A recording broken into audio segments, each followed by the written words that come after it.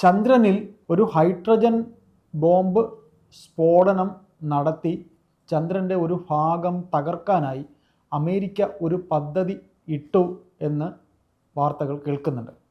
എന്താണ് അങ്ങനെ ഒരു പദ്ധതി അമേരിക്ക ഇട്ടിട്ടുണ്ടോ? എന്താണ് അങ്ങനെ ആ പദ്ധതി ഇടാൻ കാരണം? ചേട്ടാ, ഇത് കുറച്ച് പഴയ ഒരു കഥയാണ്. 1950-കളിൽ രണ്ടാം ലോക മഹായുദ്ധം കഴിഞ്ഞതിന് ശേഷം അമേരിക്കയും സോവിയറ്റ് യൂണിയനും തമ്മിൽ ശീതയുദ്ധം തുടങ്ങിയ സമയം സാങ്കേതിക രംഗത്തും സാമ്പത്തിക രംഗത്തും വിദേശ നയതന്ത്ര മേഖലകളിലൊക്കെ പരസ്പരം പോരടിക്കുന്ന കിടമത്സരം എന്ന് വേണമെങ്കിൽ പറയാം. അത്തരത്തിലുള്ള സമയത്ത് ഇത് മത്സരം മൂർച്ഛിച്ച് അവസാനം അത് ബഹിരാകാശ രംഗത്തേക്ക് വരെ എത്തി. അപ്പോ സാമ്പത്തികമായും സാങ്കേതികമായിട്ടും രണ്ടുപേരും തമ്മിൽ കട്ടക്ക് നിന്ന് പോരാടുകയാണ്. അപ്പൊ സാങ്കേതിക വശം നോക്കുമ്പോൾ അമേരിക്കയെക്കാൾ ഒരു പടിക്ക് മുമ്പിലാണ് അന്നത്തെ സോവിയറ്റ് യൂണിയൻ, ഇന്നത്തെ റഷ്യ എന്ന് പറയേണ്ടി വരും. കാരണം അവരുടെ ആദ്യത്തെ കൃത്രിമ ഉപഗ്രഹം അത് റഷ്യ നിർമ്മിച്ചതാണ്. സ്പുട്നിക് 1 എന്ന് പറയുന്ന ഉപഗ്രഹം അത് 1957 ഒക്ടോബർ 4-ന് സ്പുട്നിക് 1 റഷ്യ ഭ്രമണപഥത്തിൽ എത്തിച്ചതോടുകൂടി അമേരിക്കയ്ക്ക് ഉറക്കമില്ലാത്ത രാത്രികളാണ്. കാരണം അവരുടെ അഭിമാനം ചോദ്യം ചെയ്യപ്പെട്ടു. റഷ്യ ഇതുവരെ നേടാത്ത ഒരു നേട്ടത്തിലേക്ക് അവരെത്തി. ഈ സ്പുട്നിക് 1 എന്ന് പറയുന്നത് അത്ര വലിയ ഒരു സാറ്റലൈറ്റ് എന്നും നമുക്ക് പറയാനൊക്കില്ല. നമ്മുടെ ലോവർ എർത്ത് ഓർബിറ്റ് ഉണ്ടല്ലോ, ഭൂമിയിൽ നിന്ന് ഏറ്റവും തൊട്ടടുത്തുള്ള ബഹിരാകാശ മേഖല, അവിടേക്കാണ് ഈ സ്പുട്നിക് 1-നെ വിക്ഷേപിച്ചത്. അത് ഈ റേഡിയോ തരംഗങ്ങൾ ട്രാൻസ്മിറ്റ് ചെയ്യുന്ന ഒരു കൃത്രിമ ഉപഗ്രഹമാണ്. വളരെ കുറഞ്ഞ കാലയളവ് മാത്രമേ അത് ഏതാണ്ട് 1444 തവണ മാത്രമാണ് അത് ഭൂമിയെ വലം വെച്ചത്. അതിനുശേഷം അത് തിരിച്ച് നമ്മുടെ ഭൗമ മേഖലയിലേക്ക് പ്രവേശിച്ച് കത്തി അമർന്നു പോയി. അപ്പൊ ഒരു റേഡിയോ ട്രാൻസ്മിറ്റ് ചെയ്യുന്ന ഒരു സാറ്റലൈറ്റ്, ഇവിടുന്ന് ഒരു റേഡിയോ സിഗ്നൽ വന്നു കഴിഞ്ഞാൽ തിരിച്ചതിങ്ങോട്ട് ബീപ് ശബ്ദം മാത്രം പുറപ്പെടുവിച്ച് ലോകത്തെമ്പാടുമുള്ള റേഡിയോ സിഗ്നൽ കിട്ടുന്ന സ്റ്റേഷനുകൾ കിട്ടും എന്ന് മാത്രമേ ഉള്ളൂ. അപ്പൊ ഇതുകൊണ്ട് അവരുദ്ദേശിച്ചത് ഈ ബഹിരാകാശ മേഖലകളെ കുറിച്ച് കൃത്യമായ ഒരു പഠനം നടത്താൻ ഉള്ള സാധ്യത ഈ സ്പുട്നിക് 1-ന് കിട്ടി. അതിനുശേഷം റഷ്യ ഈ ഭൂഖണ്ഡാന്തര ബാലിസ്റ്റിക് മിസൈൽ പദ്ധതി നടപ്പിലാക്കിയത്, അല്ലെങ്കിൽ അതിന്റെ ആദ്യ പരിപാടി തുടങ്ങിയത് തന്നെ ഈ സ്പുട്നിക് 1-ന്റെ വിജയത്തോടു കൂടിയാണ്. അപ്പൊ ഈ സ്പുട്നിക് 1 അമേരിക്കയ്ക്ക് വലിയ വെല്ലുവിളിയായി. അപ്പൊ ഇവരെ മറികടക്കാൻ എന്താണ് മാർഗം? അമേരിക്ക അന്ന് നാസ ആരംഭിച്ചിട്ട് പോലുമില്ല. അപ്പൊ ഈ റഷ്യ ഇമാതിരി പരിപാടി ചെയ്തതിന്റെ തൊട്ടടുത്ത് തന്നെ എത്രയും പെട്ടെന്ന് ഇവരെ മറികടക്കാനായിട്ടൊരു ഏജൻസി, ഇത്തരം കാര്യങ്ങൾ നടത്താൻ വേണ്ടിയിട്ട് ഏജൻസി വേണം എന്ന് പറഞ്ഞുകൊണ്ടാണ് ഏതാണ്ട് 58-ലോ മറ്റോ നാസ എന്ന് പറയുന്ന സ്പേസ് ഏജൻസി അമേരിക്ക ആരംഭിച്ചത് പോലും. അപ്പൊ ഇവർക്ക് ഈ റഷ്യയെ ഒന്ന് ഞെട്ടിക്കണം. അങ്ങനെയാണെങ്കിൽ എന്താണ് വഴി? അവരവരുടെ ശാസ്ത്രജ്ഞരെയൊക്കെ വിളിച്ചു കൂട്ടി. അപ്പൊ പലരും തല പുകഞ്ഞ് ആലോചിച്ചു. അപ്പോ അവരുടെ മുമ്പിലുള്ള വെല്ലുവിളി, ആദ്യം റഷ്യ ബഹിരാകാശത്തേക്ക് ഒരു സാറ്റലൈറ്റ് അയച്ചു. വലിയ താമസമില്ലാതെ ചന്ദ്രനിൽ മനുഷ്യനെ ഇറക്കാനായിട്ട് റഷ്യ പദ്ധതി ഇടുന്നു. ഇതാണ് ഇവരുടെ മുമ്പിലുള്ള വെല്ലുവിളി. അപ്പൊ അതിനെ മറികടക്കാൻ എന്താണ് മാർഗം? അപ്പൊ അവരെത്തുന്നതിന് മുമ്പ് നമുക്ക് മനുഷ്യരെ എത്തിച്ചാലോ എന്നൊരു ആലോചന അമേരിക്കക്കാർക്കുണ്ട്. പക്ഷെ അത് അത്ര പെട്ടെന്ന് നടപടിയുള്ള കാര്യമല്ല. കാരണം അതിനുവേണ്ടി ഒരുപാട് തയ്യാറെടുപ്പുകൾ നടത്തേണ്ടതുണ്ട്, ഒരു പേടകം ഒരുക്കേണ്ടതുണ്ട്, അതിന്റെ ആവശ്യമായ സാങ്കേതിക വിദ്യ ആർജിക്കേണ്ടതുണ്ട്. അത്ര പെട്ടെന്ന് നടപടിയുള്ള കാര്യമൊന്നുമല്ല. അപ്പൊ റഷ്യയെ അവിടെ ചന്ദ്രനിൽ മനുഷ്യനെ കാലിറക്കണമെങ്കിൽ ആദ്യം ചന്ദ്രൻ അവിടെ ഉണ്ടായിട്ട് വേണ്ടേ എന്നൊരു ചിന്ത ഏതോ ഒരുത്തന്റെ പൊട്ട മനസ്സിൽ ഉണ്ടായി എന്നാണ് മനസ്സിലാക്കേണ്ടത്.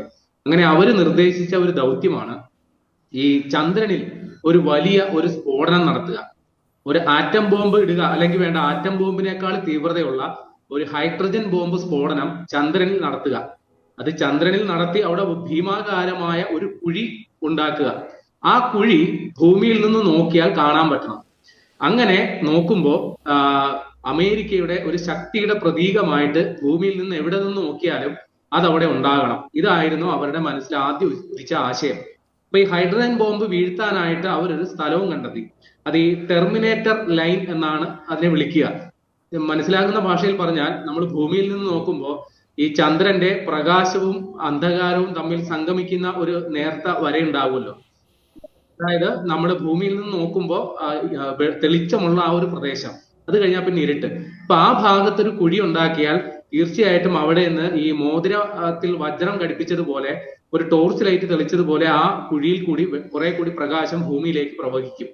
അപ്പൊ അത് അമേരിക്കയുടെ ഏറ്റവും വലിയ, അതായത് ഏത് യുദ്ധം ഉണ്ടായാലും ഏതൊരു പ്രതിസന്ധി ഉണ്ടായാലും അമേരിക്ക ഏറ്റവും മുൻപന്തിയിൽ ഉണ്ടാകും എന്നൊരു ഒരു പ്രതീതി സൃഷ്ടിക്കും എന്നാണ് ഇവർ കരുതിയത്.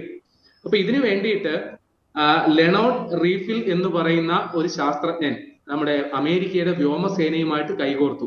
അങ്ങനെ 1958 മെയ് 1959 ജനുവരി കാലയളവിൽ ഇതിനു വേണ്ടിയിട്ട് ഒരു പദ്ധതി റിപ്പോർട്ട് വരെ തയ്യാറാക്കി. അവിടെ ഒരു ഹൈഡ്രജൻ ബോംബ് ഇട്ടാൽ എന്തൊക്കെയാണ് അതിന്റെ സാധ്യത, എത്രത്തോളം അത് വിജയകരമാകും എന്നതിനെ കുറിച്ചുള്ള വിശദമായ പഠന റിപ്പോർട്ടാണ് ഇദ്ദേഹം തയ്യാറാക്കിയത്. അപ്പോ ഈ ബോംബ് എന്ന് പറയുന്നത് അമേരിക്കൻ സേനയുടെ കൈവശം ഇരിക്കുന്നതാണ്.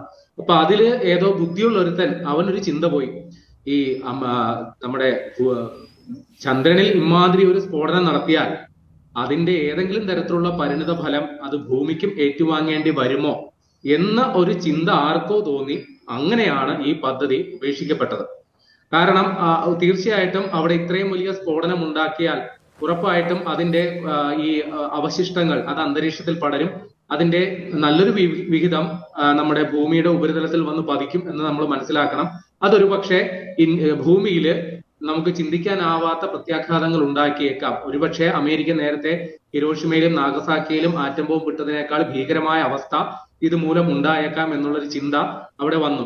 അപ്പൊ ഈ ഒരു ചിന്ത വന്നതോടുകൂടി അമേരിക്ക ആ പദ്ധതിയൊക്കെ മാറ്റിവെച്ചിട്ട് ഈ റഷ്യയെ മറികടക്കാൻ മറ്റ് സാധ്യതകൾ അവിടെ ആദ്യമായിട്ട് മനുഷ്യനെ ഇറക്കാനായിട്ടുള്ള പരിപാടികളിലേക്ക് അമേരിക്ക പോയി എന്നുള്ളതാണ്. അങ്ങനെ അവരുടെ ആ ദൗത്യം അപ്പോളോ 11 1969 ജൂലൈ 20 സാക്ഷാത്കരിച്ചു. ഏതാണ്ട് 21.5 മണിക്കൂർ ചന്ദ്രനിൽ ചെലവഴിച്ച അമേരിക്കൻ സംഘം ജൂലൈ 24 മടങ്ങിയെത്തി. അപ്പൊ ഇതോടുകൂടിയാണ് അമേരിക്കയ്ക്ക് ഈ ബഹിരാകാശ മേഖലയിൽ അവരുടെ ഒരു മേധാവിത്വം സ്ഥാപിക്കപ്പെട്ടത്. അതിനു മുമ്പ് ഈ ചന്ദ്രനിൽ മനുഷ്യനെ ഇറക്കുന്നതിന് മുമ്പ് ആരാണ് ഏറ്റവും മികച്ചവർ എന്ന ചോദ്യത്തിന് ഒരേ ഒരു ഉത്തരമേ ഉണ്ടായിരുന്നുള്ളൂ, അത് ഇതായിരുന്നു, സോവിയറ്റ് യൂണിയൻ ആയിരുന്നു. പക്ഷെ ചന്ദ്രനിൽ മനുഷ്യനെ ഇറക്കിയതോടുകൂടി ഇവർ തമ്മിലുള്ള ഒരു കിടമത്സരം അത് തീവ്രമായി. ഒരു പക്ഷെ ആ മത്സരത്തിൽ മുൻപന്തിയിലെത്താൻ അമേരിക്കയെ അല്ലെങ്കിൽ നാസയെ പ്രാപ്തമാക്കുകയും ചെയ്തു. ഏതായാലും ചന്ദ്രനിൽ അങ്ങനെ ഒരു സ്ഫോടനം നടത്തുക എന്ന് പറയുന്നത് ഒരു പക്ഷേ നടത്തിയിരുന്നെങ്കിൽ അത് ഏറ്റവും വലിയൊരു മണ്ടത്തരമാകും എന്നുള്ളത് തന്നെ പറയാം. രണ്ട് സാധ്യതകളുണ്ട്. ഒന്ന്, ചന്ദ്രൻ ചിലപ്പോൾ ന്റെ ആഘാതത്തിൽ അത് മുറിഞ്ഞു പാളികളായി പോകാനുള്ള സാധ്യത നമുക്ക് തള്ളിക്കളയാനാവില്ല. കൂടാതെ അവിടെ ഈ സ്ഫോടനം മൂലം ഉണ്ടാകാൻ സാധ്യതയുള്ള ഭൗമ മാലിന്യങ്ങൾ അല്ലെങ്കിൽ അന്തരീക്ഷത്തിൽ പടരാൻ സാധ്യതയുള്ള പൊടിയും അതടക്കമുള്ള നല്ലൊരു ശതമാനം നമ്മുടെ ഭൂമിയെ ലക്ഷ്യമാക്കി വരിക തന്നെ ചെയ്യും എന്നുള്ളത് ഉറപ്പാണ്. ഏതായാലും അങ്ങനെ ഒരു മണ്ടൻ ആശയം അമേരിക്ക വേണ്ടെന്ന് വെച്ചു എന്നുള്ളതാണ് മനസ്സിലാക്കേണ്ടത്. ഏതായാലും ഇങ്ങനൊരു സംഗതി അത് അമേരിക്ക രഹസ്യമാക്കി വെച്ചിരുന്ന അവരുടെ ടോപ്പ് സീക്രട്ട് പ്രൊജക്ടുകളിൽ ഒന്നായിരുന്നു. അപ്പൊ ഇവിടെ വീണ്ടും അപ്പോളോ ദൗത്യങ്ങൾ പൂർത്തിയാക്കിയ ശേഷം വീണ്ടും അമേരിക്ക മനുഷ്യനെ ചന്ദ്രനിലേക്ക് അയക്കാനായിട്ടുള്ള തയ്യാറെടുപ്പ് നടത്തുകയാണ്. അതിനിപ്പോ അമേരിക്കയെ പ്രേരിപ്പിക്കുന്നത് ചൈന അവിടെ മനുഷ്യരെ ചന്ദ്രനിൽ ഇറക്കാനായിട്ടുള്ള പദ്ധതികളുമായിട്ട് മുമ്പോട്ട് പോകുന്നു. അപ്പൊ അത് അമേരിക്കയെ വീണ്ടും നേരത്തെ സോവിയറ്റ് യൂണിയനുമായിട്ടുണ്ടായ മത്സരത്തിന് സമാനമായി ഇപ്പൊ ചൈനയുമായിട്ടും അമേരിക്ക ഒരു മത്സരത്തിന് ഇറങ്ങുകയാണ്. സമീപകാലത്ത് തന്നെ വീണ്ടും മനുഷ്യരെ ചന്ദ്രനിൽ എത്തിക്കാനുള്ള പരിപാടികളിലേക്ക് അമേരിക്ക കടക്കും എന്ന് തന്നെയാണ് മനസ്സിലാക്കേണ്ടത്.